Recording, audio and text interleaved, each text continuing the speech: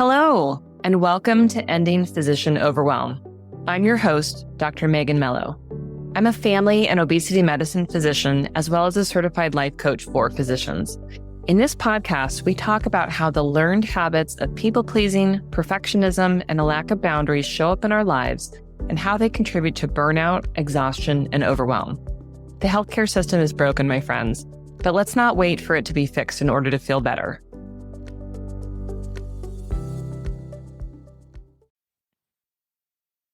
Well, hello, my friends, and welcome to another special guest episode. Today, I am so excited to welcome Dr. Amy Vertrees. She is a general surgeon with her own private practice general surgery with a special focus on breast cancer, in addition to general surgery. In addition to that, she is also the founder and CEO of the Business of Surgery series, including a successful podcast and a new book, Become the Boss MD, Success Beyond Residency. Amy, welcome to the show. I'm so glad to talk to you today. Thanks, Megan. It's such an honor to be here. Thank you so much. Yeah. So tell my listeners, for anybody who's not familiar with your work, just a little bit more about yourself. Sure.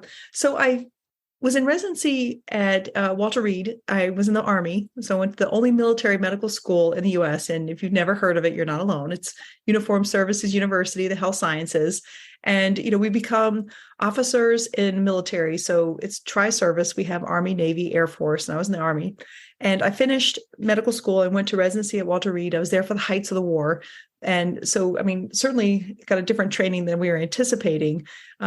Then when I finished residency, I ended up deploying to Afghanistan twice and Iraq once as an Army surgeon, which was, phenomenal experience, and definitely had a training and experience that I would not have imagined. The military offers its own unique challenges for sure. So I served 7 years after residency as part of the payback. And after that, I decided not to stay in the military because our op tempo was really high. So I was deploying every other year. And with kids, it's a little bit much. It was a bit of a challenge. So I ended up leaving the military and going into employed practice because everyone said, you have to go to an employed job. That's just how it goes. And I did that for 3 years. But when my contract negotiations, came up, there was a lot of things that I wasn't really happy with. And it felt sort of like a, kind of this, is this all there is kind of thing? And this was 2020, which we all know was a little bit of a change for everybody. And I decided then to open my own practice. So I went with a practice management company. So it's private practice, but we banded together with a bunch of private practices under this company that helped us really negotiate strong contracts and things like that. And they helped us out a lot with some of the processes, but I'm able to buy my own building and have my own staff that I hire and bring in, and can really start to have the practice that I wanted with a lot of control over how the processes are run and things like that. And so that's how that started. The Boss Business of Surgery series actually started when I was in the DC area at Walter Reed, and as a way to try to get people to come to our meetings for the American College of Surgeons. I was a chair of our Young Surgeons Committee. And at that time, I really needed to learn a lot of these things. So the premise behind the Boss is the lessons not taught in residency, things about contract negotiations, advocating for yourself, running a clinic, getting along with other people, difficult partners and colleagues, dealing with complications, and, career changes, things that, in residency, we're taught how to become good physicians, but we're not really taught how to become good business people or getting along with other people, or a lot of the things that just leadership in general, right? Exactly. So many different factors. And there's just not time in residency. That there's a different focus. So recognizing, as many physicians, we're lifelong learners anyway, is providing a framework that helps people learn these things. So it started off initially as in-person meetings, but then over time in 2020, I picked it back up and decided to start a podcast. I have a coaching program. And over the last 3 years, and over the last year, actually, I started writing this book, but from lessons of being a coach for the last 3 years and all my lessons since finishing residency 2010, putting it together in a book that offers at least a framework of where to start with on some of these lessons that were not taught in residency to help people become more successful in residency, recognizing some of the challenges that we have. Yeah. Yeah. Thank you so much for sharing that. I'm going to take us back a little bit because you and I were chatting before we started recording a little bit about your experience, in the employed position. And I think you alluded to this feeling of this is just kind of how it is. Mm-hmm. There's, I think you used the words desert wasteland. Like it was just kind of like, this is just what life is going to be after having come out of, the intensity of school and training. And then you added this little stint in the military and all the excitement that comes along with that. Right. And then moving into this employed position. And I don't think that we talk enough about how sometimes the middle parts after we've sort of gotten our feet wet can be a little boring. So I'd love to hear kind of what that felt like for you. And, how you sort of worked through that feeling of like, this is just how it is. And I'm kind of stuck here. Yeah. I mean, that was the most interesting aspect of it was my job is fine. I mean, it's like lowercase fine, Fine. Fine. Everything's fine. It's good. Yeah. And, by that time I was, I finished in residency 2010. So like a little over 10 years after residency. And I just remember thinking like, is this all there is? I mean, I'm in this clinic and we had just moved down to a different floor. So instead of all these nice windows, we had this like brown everywhere, like brown carpet. And, like the clinic staff itself, they're like, yeah, we'll help you, I guess. And I just remember thinking that all the things that were bothering me, the things that were, complaining about, I would be complaining about for the next 15 years. I saw nothing changing. And so I started realizing that having a good job just wasn't good enough anymore. That I had this desire. I mean, achieved all these things and, was able to accomplish a lot. And then you get to the point where you arrive at this place and you're like, this is great. I've achieved it. And I can appreciate it for about 10 minutes. Right, I've made it. But then you start to realize that we're not as effective as we could be. And a lot of these smaller lessons I've learned over time about how to be more effective in, getting what you want and advocating for yourself and delegating. But at the time, it just felt like it was never going to change. Mm-hmm. And it was that feeling of, I feel good, but it's never going to change. And I was like, is this what I really want to do? Just sit here for the next, 15 years and do that? And that's really what I think caused the change for me. Yeah, that's, an interesting point that you make about how we might have learned along the ways, right, kind of efficiency, effectiveness tools for ourselves. And, sometimes, that might be very focused on the work that we do, right? But sometimes it's, we've learned better systems. We've learned, it would be better for our practice if we did things this way. But we often have such little control over that. And so we can learn all of these things, right? And be able to see how things might be better and feel very ineffective at being able to get a system to change, right? Even if it's, a little system like, just our clinic look, our clinic environment. So I'm glad that you mentioned that. And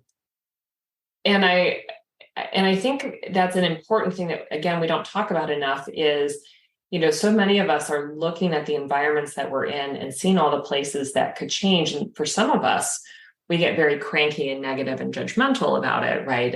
And share that feedback in ways that our management doesn't appreciate. Mm-hmm. But for you, that's not the route that you were taking, but just kind of appreciating, yeah, I don't need to stay here. Like, I don't need to just think that this is my only option. I don't know if you have any other, sort of thoughts about what that was like and sort of the decision process for you. Oh, decision process has always been fascinating to me because, I quit suddenly on a day that I was not really anticipating quitting that day. But, quite honestly, it had to have been brewing for quite a long time because you don't just suddenly say, I quit and I'm going to just, stop all this and buy a building and renovate it and, open my own practice. Right. And Like no normal person does that. Especially if we're a proceduralist, right? Yeah. It was interesting. I guess, I think the hardest decision we could make is leave a good situation, knowing there may be something better. And I think that I was having this suspicion that there was something better out there. And I'd been part of the Facebook group of physician private practice, and was fascinated with business aspects in general and things like that. And I had done a lot of those processes as part of the research in the past of the Boss series of how to do this before, which was again just informal meetings. Mm-hmm. And in that moment, when I think I would not have done it, I think unless I was directly challenged, where they said, I was trying to make changes in the clinic and I was frustrated it wasn't happening.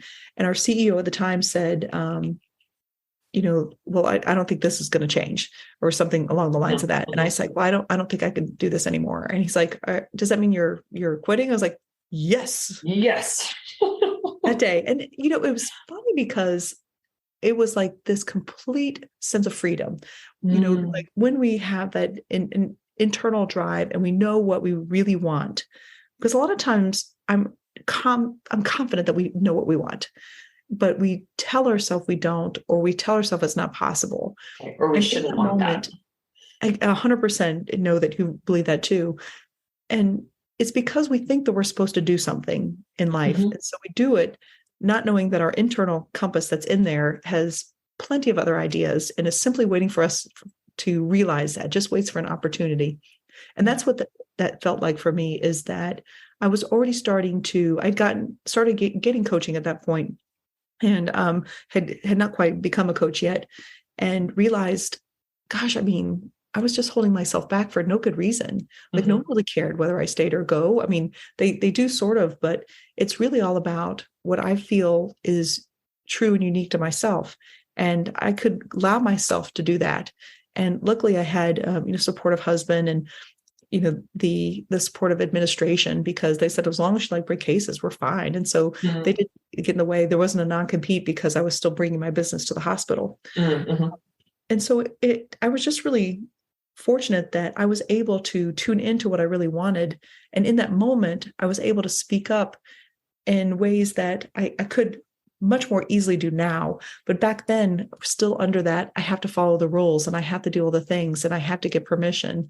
And in that moment, I didn't seek anyone's permission but my own. Mm-hmm. And mm-hmm. that was like, whoa. Wow. And now it's so much easier now, but it felt really hard then until I said it out loud. And then I realized nobody died and everything's fine. And I could figure it out. That really tapped into this ability for me to say, I can tune into what I think and what I want and make it happen. Yeah. And that I could be much more effective than I was. And I think that's what changed for me. Yeah. Yeah. It sounds like, coming to an appreciation of really that self-trust, like I've got my own back here and I can make my own decision. Yeah.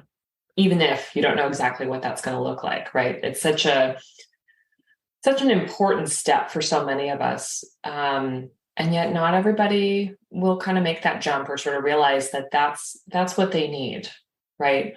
Especially to jump without a plan, right? Like you might, there may have been well, I could do my own thing. I know about private practice, I know I can do that. But so often we're stuck in this place of I need a safe job. I need some security before I leave this thing, especially when it's fine. Lowercase fine. Lowercase fine. Yeah. And I'm curious too for you, because I think we also can get stuck in having, had an idea in the beginning of our career of what our career would look like. Okay, well, I'm going to get a job, at such and such place in this system, and the way it's going to look, might be careers I've seen before me, and that's what I want. And then we may find ourselves, kind of a number of years in. I also graduated residency in 2010. So we're both of an age in our careers. We might find ourselves in this place of, now I think I want something different. I think I want a different flavor of things, but we may still feel really tied to that idea of how we thought things were going to be. Did you run into any of that challenge, and sort of deciding that you wanted a change in that way? Oh, I can tell you that not only did I feel that way, that it's pretty common. Uh, Mm-hmm. and I call it the mid-career slump, but there's people that have much more elegant words for it. I discovered Arthur Brooks' From Strength to Strength, where he talks about going from, this linear path of achievement and jumping to the second curve where you go more from achievement to more purpose-driven life and things like that. Mm-hmm. And that shift is something that we all do. I mean, it's a fact that we're not always going to be wanting to work necessarily at the level that we did. We're not going to be continuing this linear pathway or hustling as we've done, from residency to our early career. And this natural career progression is something that I think that we haven't heard a lot about because there's some element of shame to it. It's like, what do you mean you worked this hard and now you want to stop? Or you want to change directions? Right. Or, what was good before isn't good anymore. Right. And, our different desire to do it. So there's a lot to that transition that involves a level of shame and self-trust and like a lot of factors that we're just never really taught. That no one really talks about because of that. I think it's a little bit more prevalent now if you pay attention to it, because of Brené Brown's work as well, that I've paid attention to, that it happens to a lot of us in a career where it's just not good enough anymore. And it's gotten me to an appreciation of the fact that, I've now been in my job at the same hospital now, private practice for 3 years, but the same hospital for a little over 6. And the job is not really the same as I started, even though it seems like I've been in the same job. Right. The job changes every year and I change every year. It just seems like we've been traveling together, but I see at some point I'm going to continue to change in a direction. The job will change in a direction to where we diverge. And I'm now no longer think that that's anything worth worrying about. And it's not worth stressing about. Is simply for me to say, like, who am I this year? What is the job this year? And are we still on the same path? And I think it's as simple as that now, rather than worrying like, should I, shouldn't I, am I good enough or not good enough? And it's just that self-assessment and the job assessment and saying, are we still matching? Yeah. That's my thought of the career slump is actually a career divergent and completely normal. Yeah. No, I love that imagery too of, highlighting the job changes and I change. And at some point, especially if they're, sort of curving away from each other, as they frequently are, it's not always, as that happens, there becomes a tipping point at some time where it's like, okay, well, now it's far enough apart that this just isn't a good match anymore. And some careers will change the opposite direction, right? They'll okay, well, the job is sort of becoming this, or they're creating this role for me, and that matches up with my my desire to teach more, or, like whatever that looks like. But recognizing that is not always the case, and it's totally normal that we change at this time in our life, right? I'm 42 now, right? What I want at 42 is different from what I wanted at 32, and I am a different person. And that's normal. That's okay. Yeah. Yes. Yeah. And there's so the paths can diverge. It doesn't mean they have to separate either. Over the last, couple of years, especially private practice is hard. It's a different mind, a different animal, different challenges that come up. And it's been everything that I wanted and maybe a little more. So there's a lot of lessons and all that too. And it's exactly the challenge that I needed. Yeah. But it made the job a little challenging. So I could feel myself pulling away, as a lot of us with all the challenges, not just the private practice, but the job altogether, being a surgeon in the environment, post-COVID, staff shortages, decreased reimbursement, I think a lot of us are stopping going, why are we doing this again? And giving myself a little permission to say, I don't have to stay if I don't want. I literally could leave, right? Was enough to overcome a lot of the barriers of saying, I'm not stuck. I actually really could leave, and I think the more time that I spend thinking about leaving makes me more likely to stay because now it's a choice that I'm staying. So the job and myself diverge, but then come back together some with better awareness, of what I'm doing. And so I found myself every now and then having just much more appreciation than I did before, because when I think about leaving, then it reminds myself why I did it in the first place. So I had an episode, the Boss podcast early on, I think it's like the third one, where I talked about why we became surgeons. This was a post that I put it in a surgeons group, 2 surgeons group actually. And I asked people like, why did you become a surgeon? And that was like so inspiring to remember why you did it in the first place. Mm-hmm. And, so when people talk to me about, burnout, I usually direct them to that, a couple key points that I direct people to when they're feeling most burnout. One is to remind yourself why you did it in the first place, because that's so easy to forget. The other thing is to give yourself permission to quit if you want.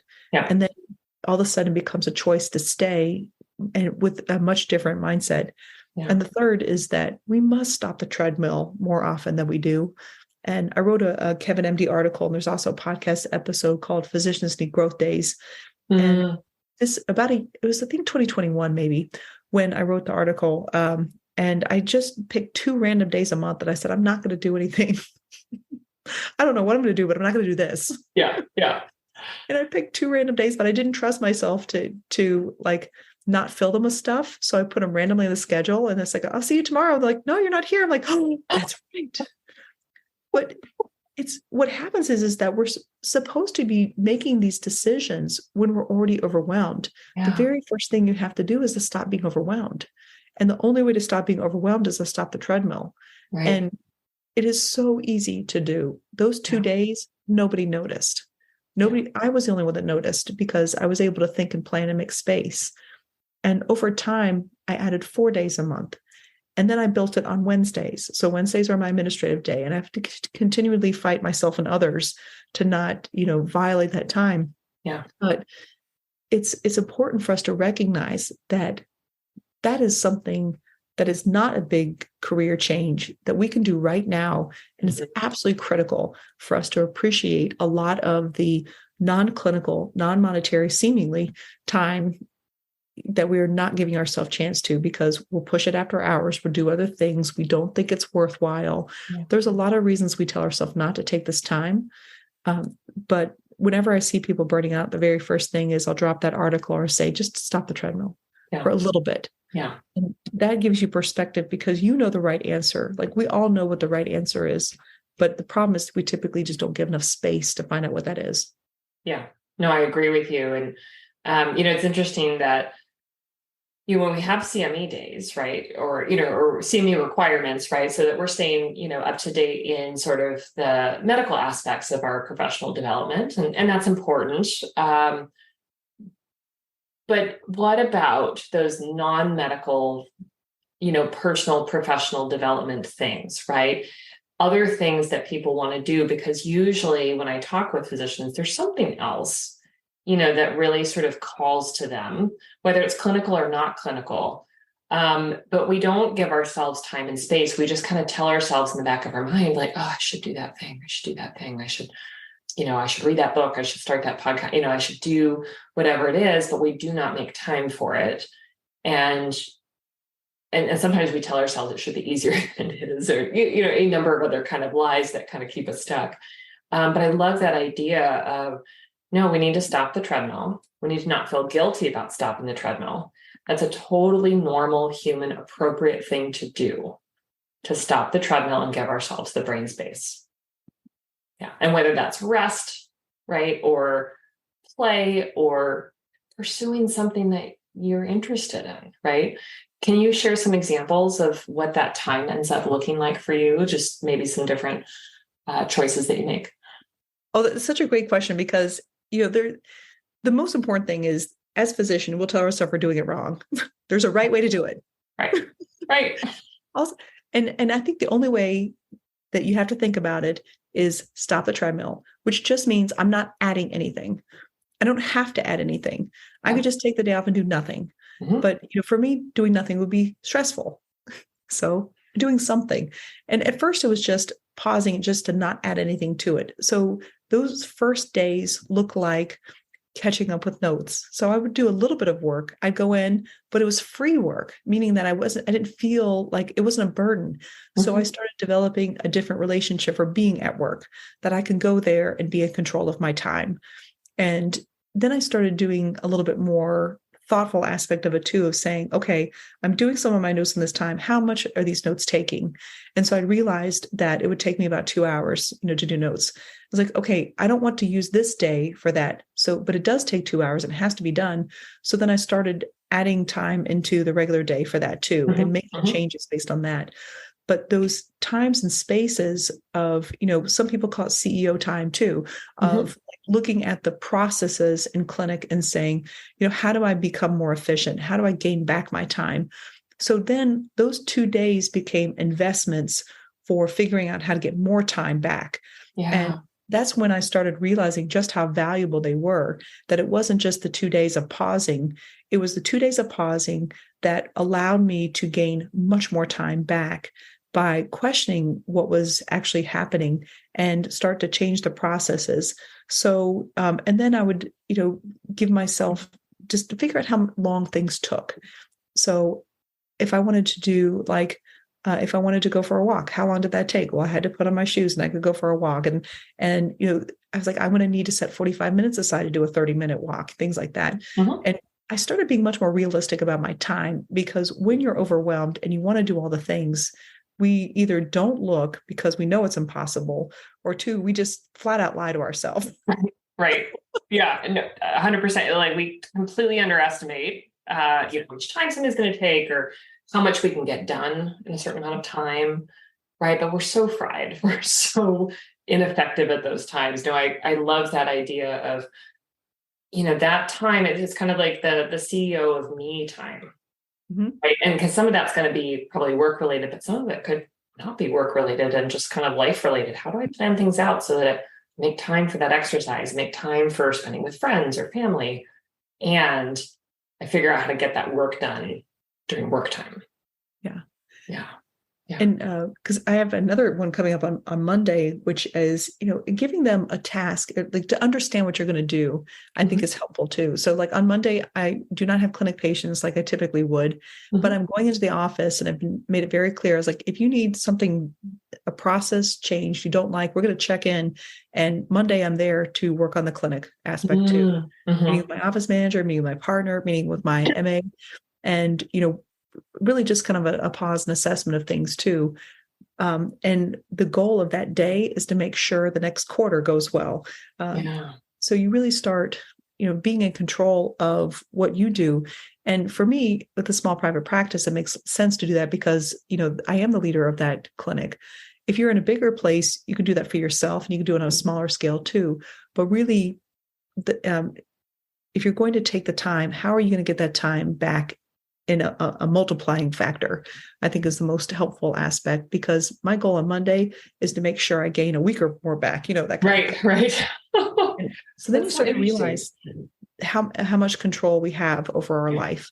And the whole goal is to become a creator of your time and not a reactor of your time. And that was the big shift for me, is that I was always just putting out fires. I was always just responding to what was coming. And I can always tell when I need one. So now I can actually even tell when I'm feeling reactive, when I'm feeling just fires everywhere, is when I need to say, stop. We need to create some space and stop this. And being able to tune in to when you need that is very, very helpful in preventing burnout too, is because you're not going to let yourself burn out. And I could tell, we've talked about this before, when I'm crispy around the edges, I can definitely feel, like when you watch the toast and it's burning, like that's me. We need to stop it now. Otherwise, it's going to be too burnt and we won't like it. But I'm curious too. I feel like we could go on for a very long time, but I want to hear a little bit about sort of the mindset transition, that you had to do. I think about, the challenges of training within medicine, within the military, right? And the highly regimented nature of that, to then transitioning to an employed practice and, kind of the differences that are there. And then to your own practice, right? Where you are now the boss, you are now the one who is running all of the things, because that seems like just a really quite tremendous arc to me. And I'm sure that we have some lessons to learn from you and your journey with that. Well, it is fascinating to work in lots of different environments, to realize just how much personal control we have.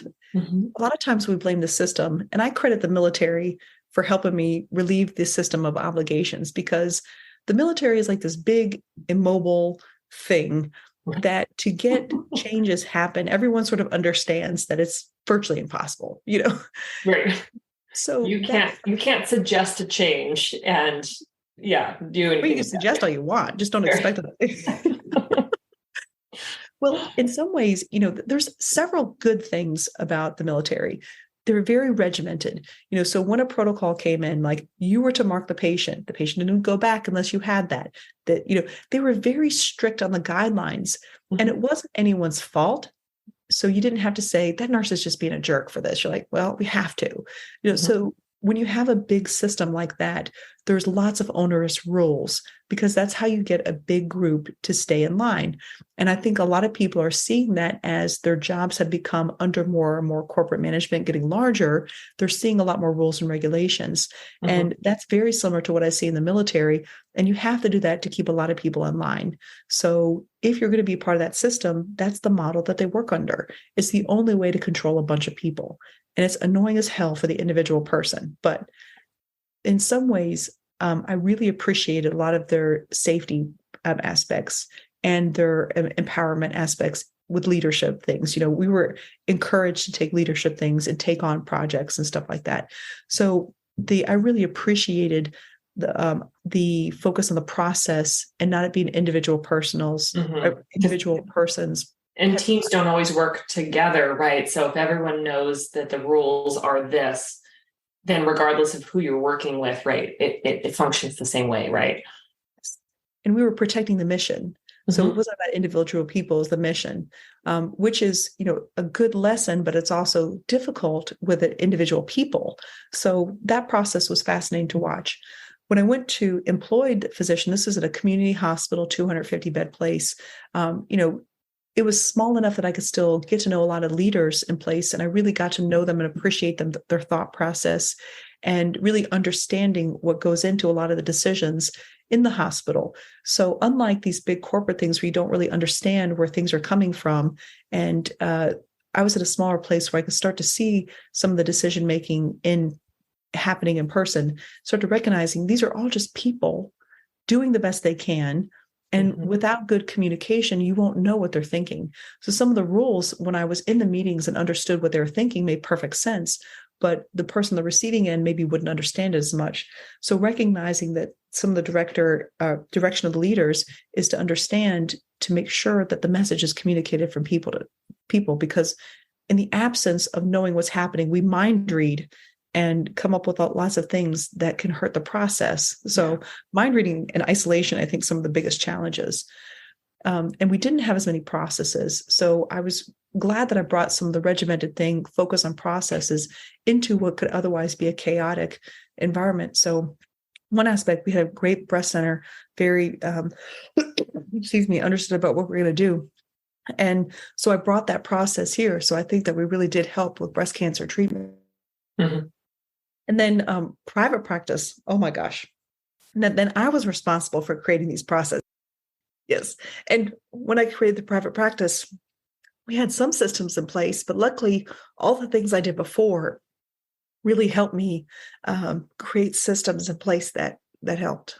Yeah. And carrying those skills with you of really an understanding of the need for those processes, right, at a different level, right, and how that actually helps groups come to work together, as opposed to, just kind of leaving it to chance. I don't know. They used to do it this way, but not really understanding the importance of having a clear process for people to follow as part of, well, this is kind of the way that we perform together as a group and as a team, and, the expectations for this. Because those are really important skills that most of us don't really appreciate at that level. And if we transition from employed to, kind of our own practice, private practice, like whatever that looks like, we often are unprepared for the challenges of managing other people, creating successful teams, right, where we have good support because people understand, what we need from them. Can you speak a little bit about your experience, sort of becoming this private practice owner and, having to learn how to, create a good working environment for your staff? Because again, I think that's another area that we often don't get to hear very much about, especially when we're employed. Yes, that's such the most important learning thing that I learned in private practice. I'm so fortunate to have a small team of people. And everyone warned me with private practice, the biggest problem was going to be personnel. Mm-hmm. But I started off with this, I expect to have cutoffs. So I had me and two other people. I had an office manager and someone in the office. We were going to hire an MA or a nurse. And I thought that would be it. It's like just me. And then when I left, my partner was laid off. So he joined us. So then we added more staff. And then, so what started off really small was great because there's sort of this, like we're building something new and there's some excitement.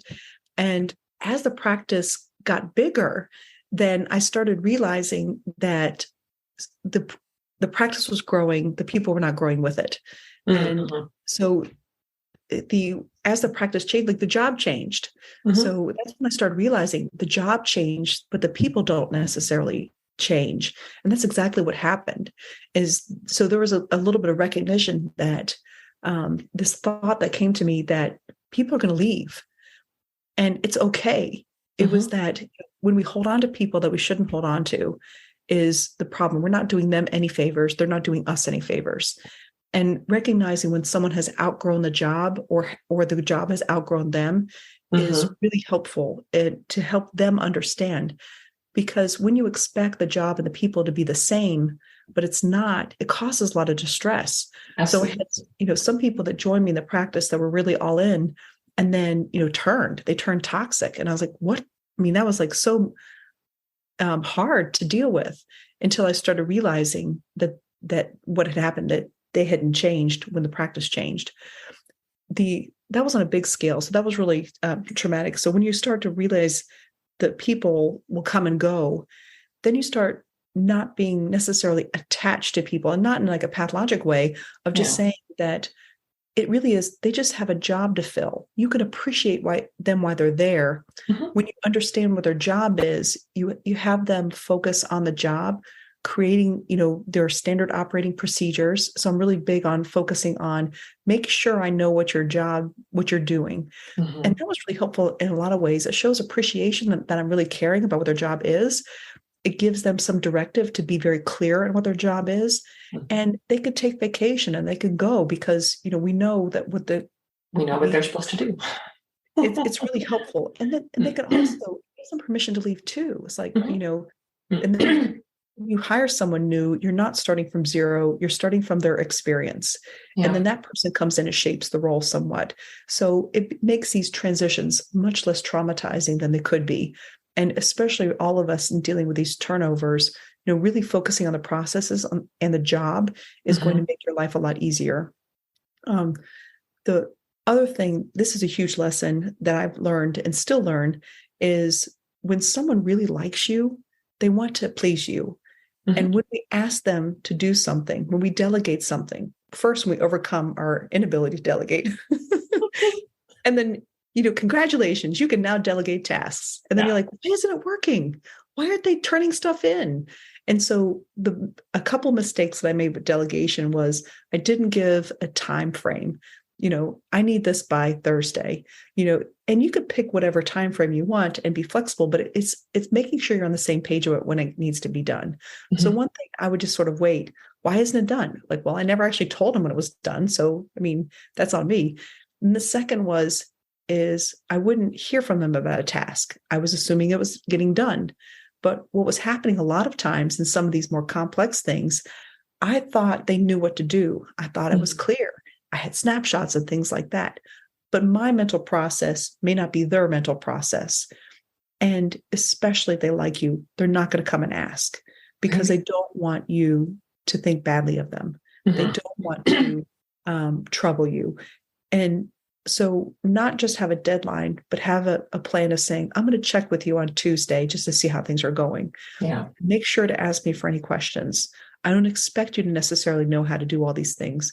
So what you do is start setting up some expectations that it's okay to not know how to do something.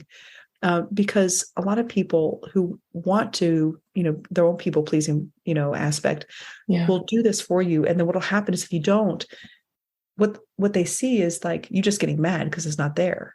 So they're sitting there overwhelmed, afraid to ask you, and now you're yelling at them. Right. Yeah. And people need that structure, right? They need, some standardized processes to follow. They need some expectations and accountability, and to know that you're safe to ask questions. I love that statement. I don't expect that you're going to know exactly what to do, all through this process, but this is what I want you to start with. I'm going to check back with you and making sure that we actually do check back with them. Right? How do we have a system for that? So we remember to do that. And really letting them build a skill with your coaching in place. And then I imagine, sometimes that's not going to work, right? Sometimes that person is not suited for that job in whatever capacity, right? And without that expectation, accountability, coaching sort of process, we're never going to learn that they're just not a good fit for what's needed there, right? And it may be that there's other tasks that they do instead, or, we ask somebody else to do that task, or maybe they're just not a good fit for your clinic environment, right? And we never learn that unless we challenge people to sort of step into those roles. And so many people are not in a job that's a good fit for them. Mm-hmm. And I know a lot of these bigger places, it's hard to get rid of people. And so it could be, a double bind there. Like they know they're underperforming, but they don't know what else to do, or they think that this is, all there is. And, we think beating them up more is going to help. Or ignoring them. Ignoring them is just as bad, honestly, because can you imagine going to work and no one really wants to talk to you or help you or challenge you? So I think that for us to be aware of what other people are thinking and how we could help them succeed in their job by first overcoming our need for them to do something. I mean, they still need to do something. I'm not saying that, but for us to have a little bit of a greater appreciation for why they're underperforming. And that is when you start mastering how to help other people. Because helping other people doesn't mean telling them what to do. It's a lot of times, telling them what to do, but then asking, how would you do it? What is your thought process? And this is how I think it should be done. Are you understanding? And is there a better way to do it? To being really open. And it takes time. I mean, and if you're overwhelmed and slammed, it's not a good place to be. Hence, stop the treadmill first. Right. But looping back that important concept. Yes. Yeah. These are all like lessons that I learn over and over again. But I've definitely boiled them down to some, true basics for us to remind ourselves is to check in when we're getting crispy. Then second, to check in with other people, make sure they're not getting crispy. And, taking the time and understanding to move past that is really the best way to serve ourselves and the system too. Yeah. And, for those of us who are, out listening, this is from the lens of private practice, but I think there's also a lot of applicability to our employed positions. Think about taking, PTO days for yourself that aren't connected to family vacations, for example, kind of building that in so that, you are well taken care of yourself and coming to work in a place that feels much more balanced. Being able to work with people who work closely with you to create systems that help you both be successful, right? That give you both, the appropriate level of challenge. I think, we can often feel that we don't have any control over our staff if we're employed. And yet a lot of staff want to work collaboratively with us, not all of them, but, we do have those opportunities to sort of lead those small team dynamics sometimes. So that's really quite helpful. And tell us, so somebody is out there listening, and they're, perhaps in an employed position right now, and they kind of also have this little nagging feeling that maybe they want to leave and start their own thing, but they are in that place of, not trusting themselves, not really feeling like they can kind of make that jump. What do you want that person who is doing fine, lowercase f, what do you want them to know that you wish that maybe somebody had shared with you at that stage in your life? I mean, such a great question. The first is to recognize that it's possible to leave.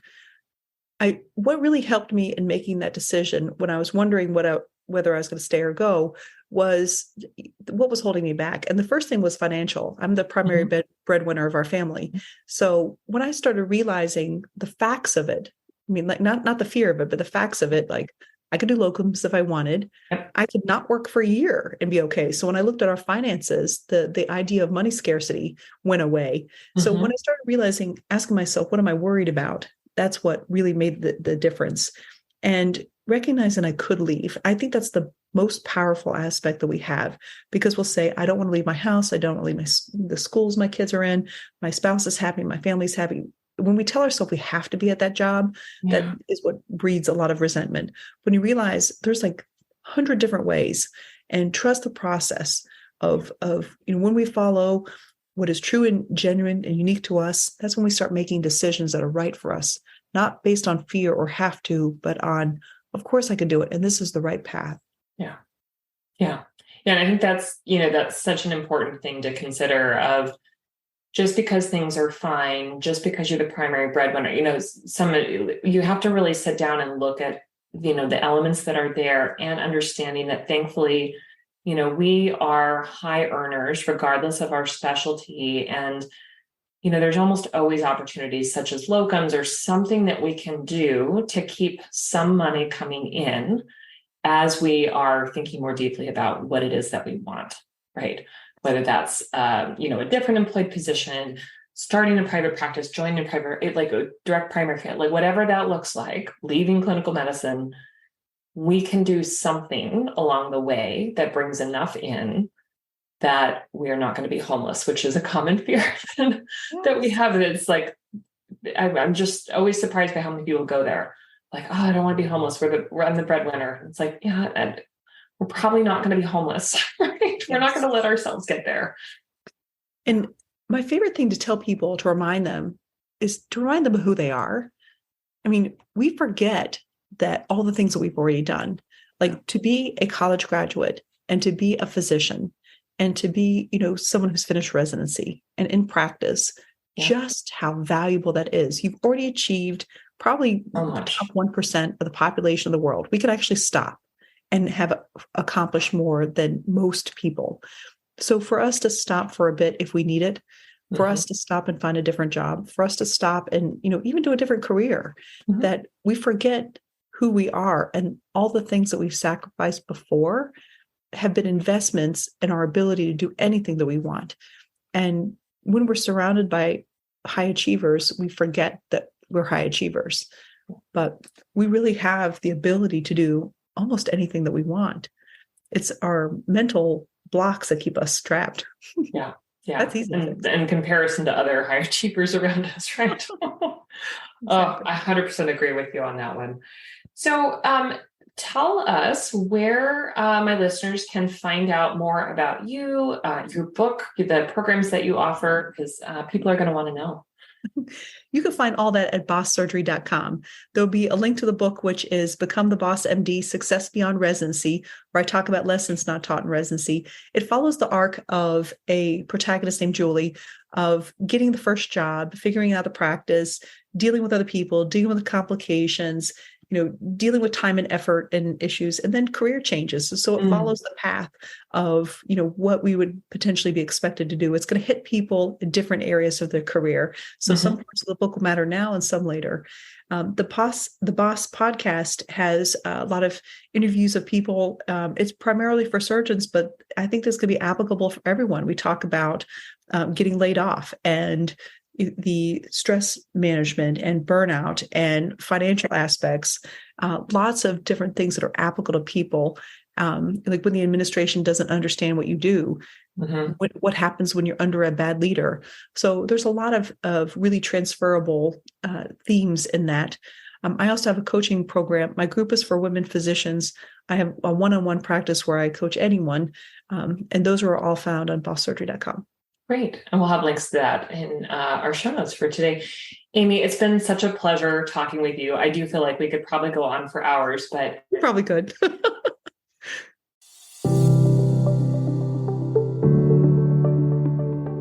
Well, that's our show for today. Thank you as always for listening. To learn more about my coaching programs, head to www.healthierforgood.com. And if you love this podcast, please drop us a review on iTunes or support the show by clicking the link in the show notes. Until next time, take care.